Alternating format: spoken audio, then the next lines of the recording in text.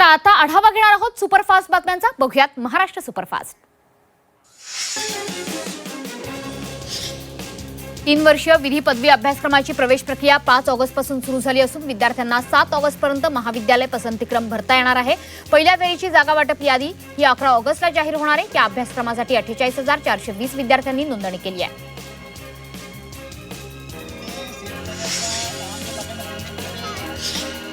भंडारा जिल्ह्यातील सावरला इथे गांधी विद्यालयात NSQF उपक्रमाअंतर्गत विद्यार्थ्यांनी प्रत्यक्ष शेतात उतरून धान रोवणीचा अनुभव घेतलाय. इयत्ता 11वी आणि 12वीच्या विद्यार्थ्यांनी उत्साहाने सहभाग घेत शेती कौशल्य आत्मसात केलाय.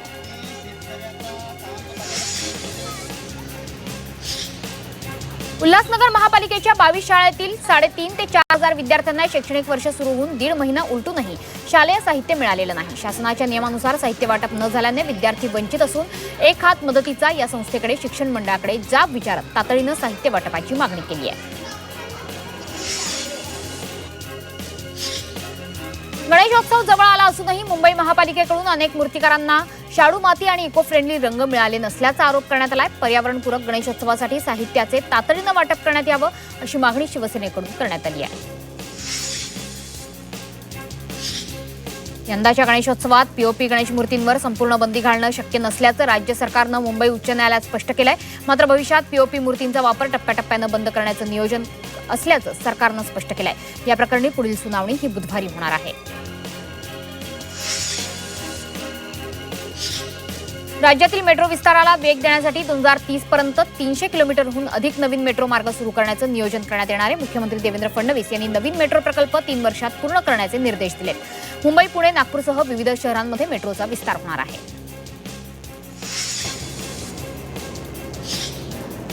दहिसर मीरा भाईंदर मेट्रो 9 मार्गिकेच्या काशीगाव ते सुभाषचंद्र बोस स्टेडियमच्या टप्प्याच्या चाचण्या सुरू झालेल्या आहेत. डिसेंबर अखेर या मार्गावर मेट्रो धावण्याची शक्यता असून यामुळे मीरा भाईंदरकरांचा प्रवास अधिक जलद होणार आहे.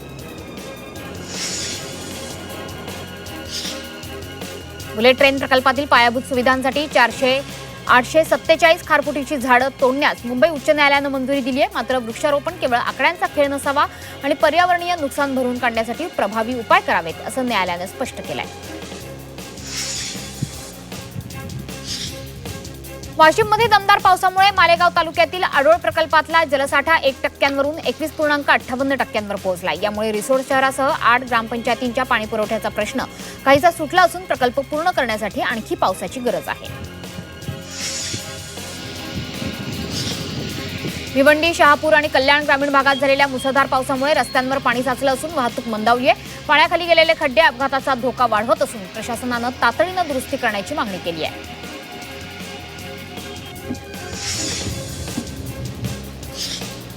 मान्सूनच्या जोरदार पावसामुळे केरळ आणि ओसाममध्ये परिस्थिती गंभीर निर्माण झाली आहे. आसाममध्ये पूर आणि दुर्घटनांमध्ये मृतांचा आकडा 87 वर पोहोचलाय.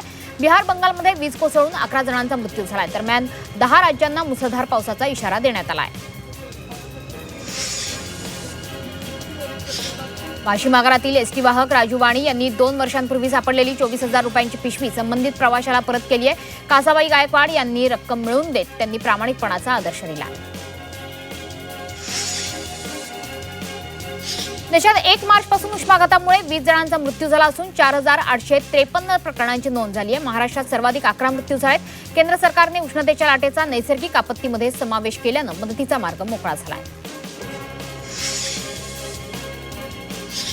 आंतरराष्ट्रीय वाहतूक सिग्नल दिनानिमित्तही वाशिम शहरातील प्रमुख चौकांमधील वाहतूक सिग्नल बंद अवस्थेत आहेत. अकोला नाका, रिसोड नाका यांसह अनेक ठिकाणी कोंडी होत असून सिग्नल तातडीनं सुरू करण्याची मागणी नागरिकांनी केलेली आहे.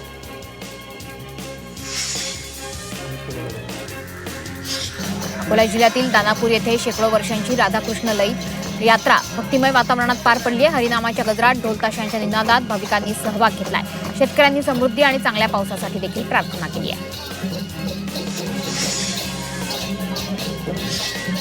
मालेगाव महापालिकेच्या महासभेत जनावरांच्या प्रश्नावरून गदारोळ झालाय. शिवसेनेच्या नगरसेवकांनी बॅनर हातात घेत प्रशासनाचा निषेध केला. शहरातील मोकाट जनावरांवर ठोस कारवाई होत नसल्यानं त्यांनी सभागृहाचं कामकाज देखील रोखलेलं होतं. रेल्वे प्रवाशांना स्वच्छ आणि दर्जेदार अन्न मिळावं याकरता IRCTCच्या पश्चिम विभागानं सर्व खाद्यपदार्थांचे विक्री केंद्रांना करारातील अटी आणि अन्न सुरक्षा नियमांचं पालन करण्याचे निर्देश दिलेले आहेत. नियमांचं उल्लंघन आढळल्यास संबंधित कंत्राटदारावर कारवाई करण्यात येणार आहे.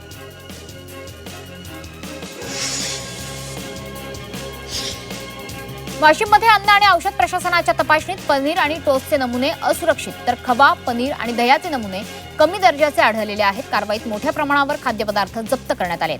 2 हॉटेल्सचे परवाने देखील निलंबित करण्यात आलेत.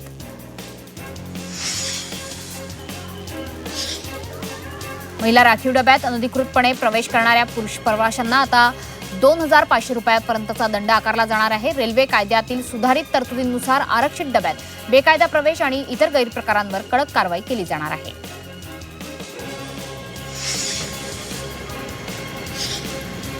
पिंपरी चिंचवड पोलिसांनी ऑनलाईन इन्व्हेस्टमेंट फ्रॉड प्रकरणात आरोपीला अटक केलेली आहे. आरोपीने विविध बँक खात्यांद्वारे फसवणुकीची रक्कम स्वीकारल्याचा आरोप असून देशभरातील 65 नागरिकांची 150 कोटी रुपयांची फसवणूक झाल्याचं तपासात समोर आलंय.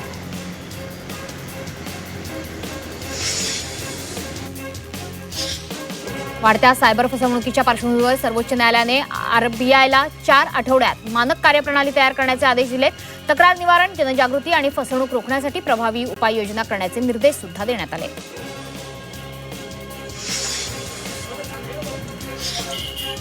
अमरावतीतील गोल्ड लोन फायनान्स कंपनीत लाखोंची फसवणूक झाल्याचा आरोप ग्राहकांनी केलाय. 20 ते 30 ग्राहकांनी सिटी कोतवाली पोलिसात तक्रारी दाखल केल्या असून प्रकरणाची सखोल चौकशी करून कारवाई केली जाईल अशी माहिती सहाय्यक पोलीस आयुक्तांनी दिली आहे.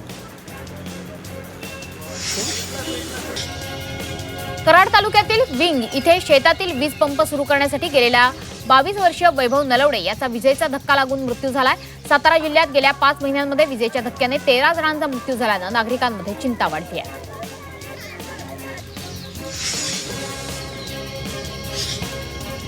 अमेरिकेचे राष्ट्राध्यक्ष डोनाल्ड ट्रम्प यांनी भारतासह 60 देशांवर लावलेल्या नव्या टॅरिफला 25 राज्यांनी कोर्टात आव्हान दिलेलं आहे.